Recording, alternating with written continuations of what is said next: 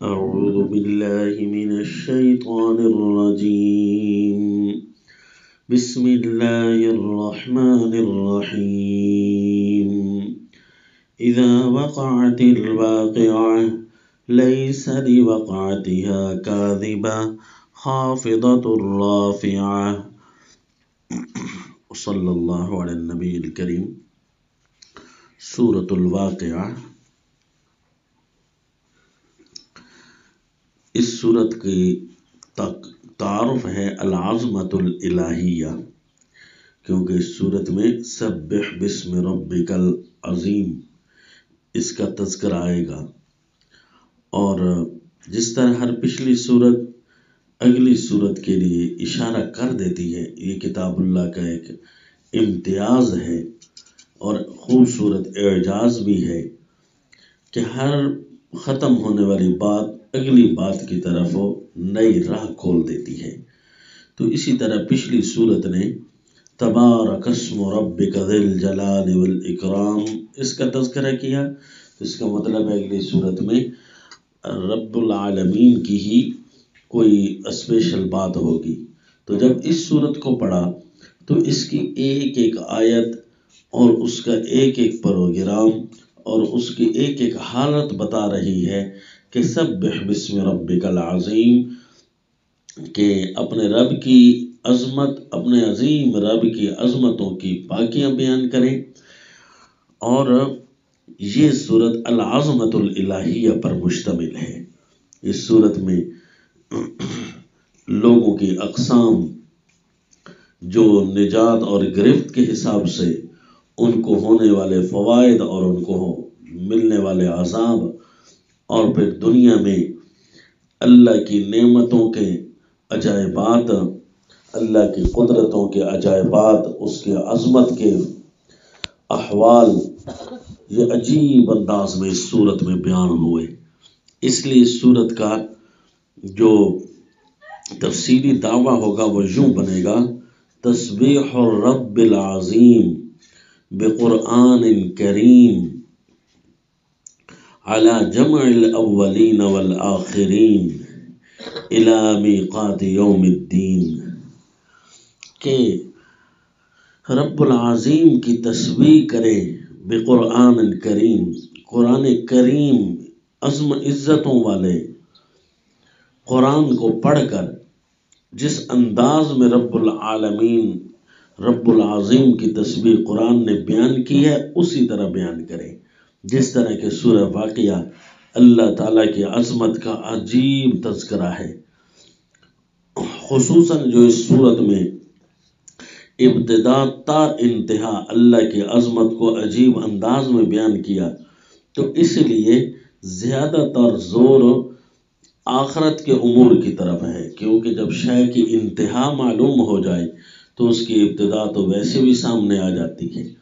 تو اس لیے اس صورت میں تسبیح الرب العظیم ہو رہی ہے زیادہ تر علی جمع الاولین والآخرین الی میقات یوم الدین، کہ اولین اور آخرین کو اللہ جمع کرے گا. یہ وہی کر سکتا ہے جس کی عظمت وحدہ لا شریک ہو، اس میں اس کا کوئی شریک نہ ہو. پہلے جو گزرے ہوئے لوگ ہیں ان کے بارے میں مشرکین مکہ کہتے ہیں کہ یہ تو ہو ہی نہیں سکتا کہ وہ پہلے بھی واپس آ جائیں. تو فرمائے اللہ کی عظمت اس بات پر شاہد ہے، ہوگا اسی طرح. علی جمع الاولین والآخرین الی میقات یوم الدین. یوم الدین کی جو میقات ہے، جو مقرر وقت ہے انصاف اور جزا کا، وہاں پر ساروں نے جمع ہو جانا ہے. وہ جو اولین اور آخرین ہیں ان میں نجات پانے والوں کی دو قسمیں ہیں. ایک کا نام ہوگا سابقون اور ایک کا نام ہوگا مقربون اور اصحاب الیمین. یعنی پہلوں کا نام مقربون بھی ہے، سابقون بھی ہے، اور دوسروں کا نام اصحاب الیمین بھی ہے. تو یہاں بھی اللہ تعالیٰ کی عظمت کا تذکرہ ہے کہ دیکھو اللہ کریم نے ایک ایک کے درجے کیسے برقرار رکھے. یہ وہی ذات کر سکتی ہے جو عظمتوں والی ہو. ہر چیز میں اس کی عظمت ہے، ہر بات میں اس کی عظمت ہے، بندوں کے افعال کو کی قدر کرنے میں بھی وہ عظیم ہے۔ پھر اس کے بعد جو گرفتار ہونے والے ہیں وہ اصحاب الشمال ہیں، اور اصحاب الیمین کے ساتھ ساتھ جو سابقون الاولون اور مقربون ہیں وہ کہاں ہیں؟ فرمایا ثلۃ من الاولین وقلیل من الاخرین۔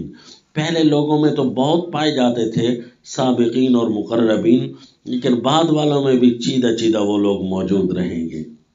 اس کا مطلب ہے عظیم لوگ دنیا میں کبھی بھی ختم نہیں ہوں گے، کہیں نہ کہیں موجود رہیں گے۔ جب یہ ختم ہو جائیں گے تو اس وقت سمجھو قیامت آ جائے گی، اللہ یعوذ باللہ۔ اور فرمایا یہ جو اصحاب الیمین ہیں یہ کہاں ہیں؟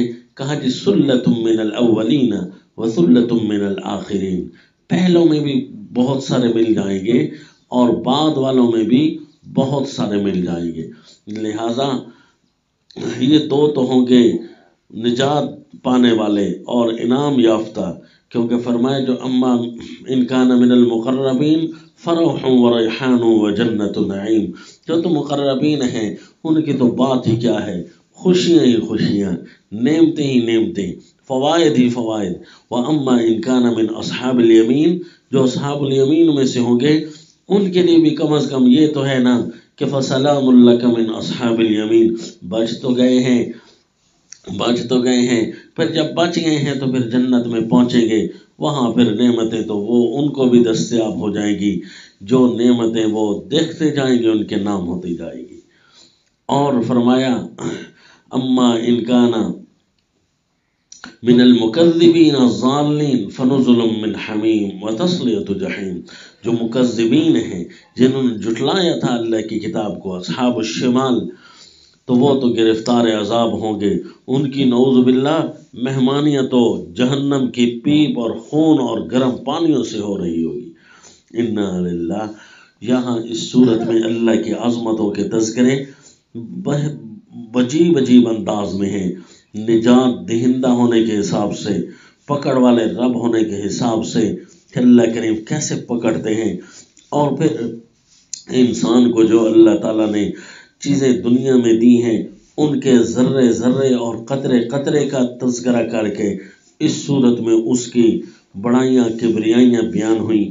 لہٰذا اگر کوئی بندہ چاہے کہ میں اللہ تعالیٰ کی عظمت کے تذکرے کروں تو اس کو چاہیے کہ یہ سورۃ الواقعہ پڑھے، اس کے اندر ایک ایک لفظ اللہ کی عظمت پر شاہد ہے۔ وما علینا الا